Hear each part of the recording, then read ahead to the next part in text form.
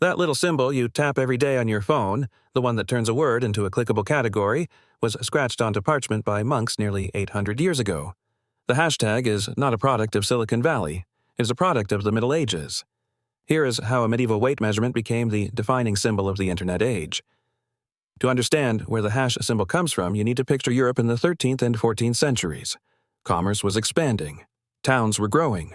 Merchants were moving wool, grain, and metals across long distances, and they needed a common system for recording weights accurately. Latin was the language of record-keeping. Everything official, from church documents to trade ledgers, was written in Latin.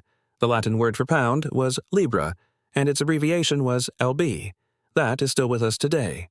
When you see a package labeled 5,000 dollars, you are reading a direct descendant of medieval Latin shorthand. But here is where scribes got creative. Writing LB over and over is repetitive, and medieval scribes were nothing if not efficient. They began connecting the two letters in a single flowing stroke, a technique called a ligature. The L and the B merged. Over decades, that merged form evolved, shifting in the hands of different scribes in different regions until it no longer looked much like an L and a B at all. It looked like a grid. It looked, in other words, like what we now call a hash mark. Origin story, 3 men to us, the story of how LB became hashtag, is not a single dramatic moment. It is a slow drift, the kind of change that happens across generations, across borders, and across thousands of individual hands holding quill pens. The earliest surviving examples of the ligature that eventually became the hash symbol appear in commercial and pharmaceutical manuscripts from the late medieval period. Apothecaries, people who mixed and sold medicines, needed precise weight notations constantly. A scribe writing prescriptions in 15th century Italy or Spain might write the ligature dozens of times in a single document. Each time it was written slightly differently, and over time those slight differences accumulated into something new. By the time printing began spreading across Europe in the late 1400s, the symbol had started appearing in printed documents as well.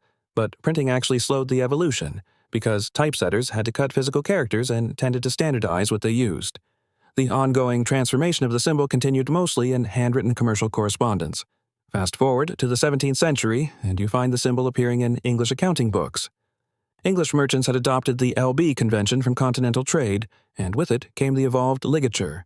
By this point, scribes writing quickly would often cross the top of the symbol with a horizontal stroke to distinguish it from other marks, and that crossing became standard. 2 vertical lines, 2 horizontal lines, offset from each other. The hash mark, as we recognize it today, was largely settled in form by the 1600s. The name itself is worth examining. Hash in English originally meant to chop or cut something into pieces from the French word hacker, which meant the same. The crisscrossed lines of the symbol visually suggest something chopped up, cut into a grid, and so the name hash mark attached itself naturally to this visual form. The symbol did not get a name because someone sat down and invented one. The name grew around it organically. In the 19th century, the symbol found a new home on typewriter keyboards. It appeared alongside the dollar sign and the percent sign as a practical shorthand for professional and commercial typing. In American usage especially, the hashtag key became a standard part of the keyboard, sitting just above the number 3 on most layouts.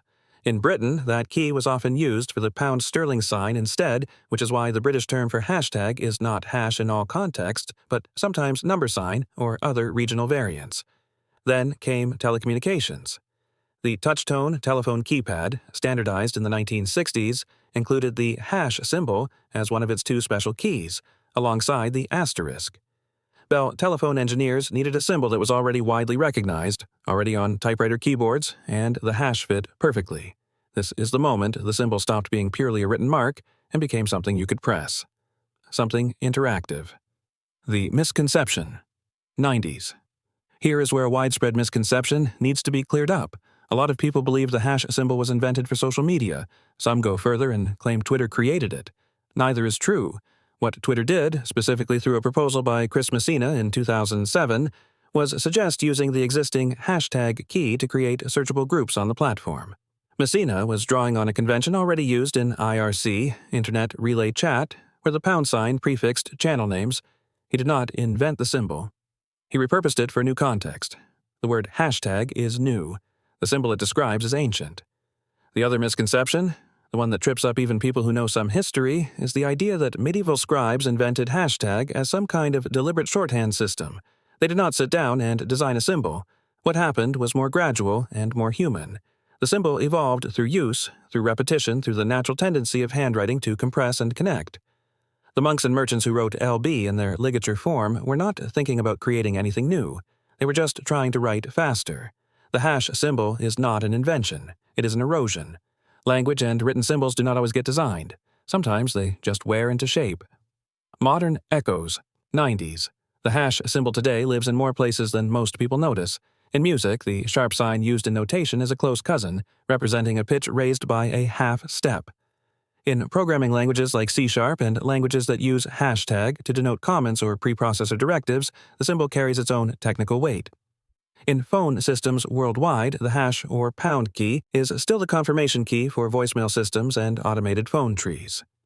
In British English, hash remains the everyday name for the symbol. In American English, it is more often called the pound sign, a name that connects directly back to libra pondo, the full Latin phrase meaning pound by weight, from which LB was originally derived.